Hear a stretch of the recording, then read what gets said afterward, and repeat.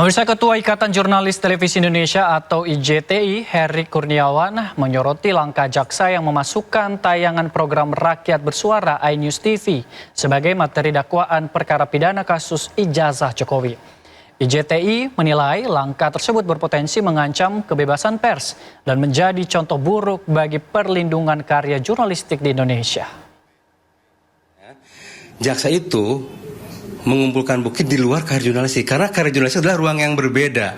Gitu, dia bisa diberikan sebagai alat bukti, sebagai barang bukti di pengadilan. Ini akan sangat berbahaya sekali bagi pelindungan kemerdekaan pers di Indonesia. Ini akan menjadi sebuah presiden yang buruk. Besok lusa atau kapan-kapan lagi tidak akan ada narasumber lagi yang mau terbuka terhadap masyarakat atas informasi yang seharusnya mereka berikan kepada publik. Ini sangat berbahaya. Berbahaya dalam jangka panjang. Ini akan merusak demokrasi. Kami kecewa atas dimasukkannya materi-materi karya jurnalistik sebagai bagian dari dakwaan. Kita beralih ke informasi lain, pemirsa. Kejaksaan Agung kembali menetapkan tersangka baru dalam perkara dugaan korupsi tata kelola makan bergizi gratis. Selain itu, Kejagung menemukan anggota TNI aktif diduga terlibat dalam perkara ini.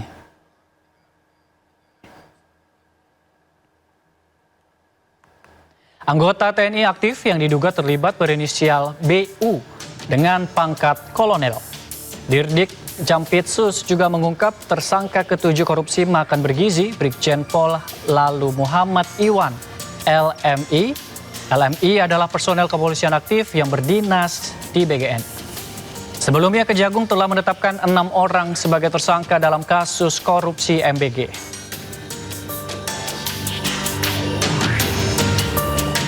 Berdasarkan pengembangan penyidikan dari tindak pidana korupsi tata kelola MBG ini, ya, kami menemukan adanya keterlibatan oknum TNI aktif, ya, di sini yang menjabat selaku sekretaris deputi bidang penyediaan dan penyaluran BGN dan juga selaku pejabat membuat komitmen atau PPK dalam pengadaan barang jasa, ya, terutama pengadaan sepeda motor. Penanganan terhadap oknum tersebut, yaitu saudara BU, itu dilaksanakan secara koneksitas bersama dengan penyidik pada Jaksa Agung Muda Militer. Ya. Pada beberapa waktu yang lalu, beberapa hari yang lalu, kami menetapkan satu orang tersangka lagi, ya, satu orang tersangka lagi. Kita beralih ke informasi lainnya, pemirsa. Gubernur DKI Jakarta meninjau langsung proses pembangunan flyover Latu Menteng di Jakarta Barat. Pemerintah Provinsi DKI Jakarta menargetkan proyek ini rampung pada 15 Desember 2026 untuk mengurai kemacetan dan meningkatkan keselamatan di kawasan perlintasan kereta api. Gubernur DKI Jakarta Pramono Anung meninjau pembangunan flyover Latu Menteng di Jakarta Barat pada Kamis 2 Juli 2026. Proyek ini menjadi salah satu prioritas pemerintah Provinsi DKI Jakarta karena berada di titik kemacetan akibat perlintasan sebidang kereta api. Pramono menyebut pembangunan flyover menjadi prioritas setelah banyak menerima keluhan masyarakat terkait kemacetan di kawasan Grogol, Pluit, Selipi, dan sekitarnya. Hingga saat ini progres pembangunan telah mencapai 55,2% dengan nilai proyek sekitar 256 miliar rupiah dan ditargetkan selesai pada 15 Desember 2026. Flyover yang paling ditunggu di Jakarta. Karena apa? Di sini ini kalau dilihat pagi, sore, siang selalu kemacetannya tinggi sekali. Maka ketika saya mendapatkan usulan tentang flyover Latu Menteng untuk segera dikerjakan, saya menyampaikan bahwa ini menjadi prioritas utama untuk mengurai kemacetan di daerah Grogol, Pluit, Selipi, dan sebagainya. Dan sekarang ini progresnya sudah 55,2%. Budgetnya 259 miliar rupiah. Ini salah satu proyek prioritas pemerintah DKI Jakarta yang saya harapkan akan bisa selesai tanggal 15 Desember. Anggota DPRD DKI Jakarta Hardianto Kenneth mengatakan pembangunan flyover berawal dari aspirasi warga yang disampaikan saat reses. Menurutnya selain mengurai kemacetan, proyek ini juga diharapkan menekan risiko kecelakaan di perlintasan kereta api. Ia optimis kemacetan di kawasan tersebut dapat berkurang hingga 30-40%. Kehadiran flyover Latu Menten diharapkan meningkatkan kelancaran dan konektivitas transportasi di Jakarta Barat. Pertama kan saya buat reses. Jadi reses itu kan adalah acara serap aspirasi masyarakat. Nah saya ingat saya buat di belakang ini nih. Di belakang sini warga minta supaya ada flyover.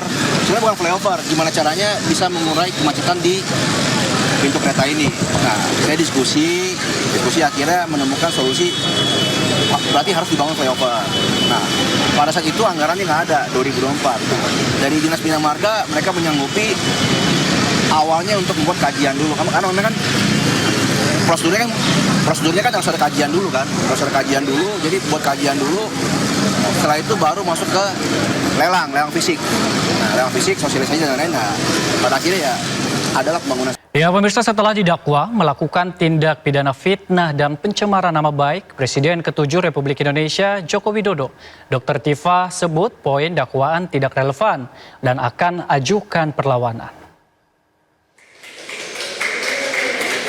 Usai jalani sidang dakwaan, Dr. Tifa bersama 25 kuasa hukumnya menghampiri awak media untuk memberikan respon terkait hasil sidang. Dr. Tifa beropini bahwa dakwaan tindak pidana fitnah dan pencemaran nama baik terhadap Joko Widodo adalah hal yang tidak relevan. Ia menegaskan bahwa apa yang ia sampaikan selama ini merupakan pendapat ilmiah berdasarkan keilmuan yang ia pelajari. Selain itu pemirsa, Dr. Tifa juga menyampaikan satu-satunya cara untuk membuktikan dirinya melakukan pencemaran nama baik yakni dengan menunjukkan ijazah asli Joko Widodo di persidangan secara langsung. Merespon hal tersebut, kuasa hukum Joko Widodo Yakub Hasibuan tegaskan ijazah Joko Widodo dari SD hingga bangku perkuliahan akan ditunjukkan.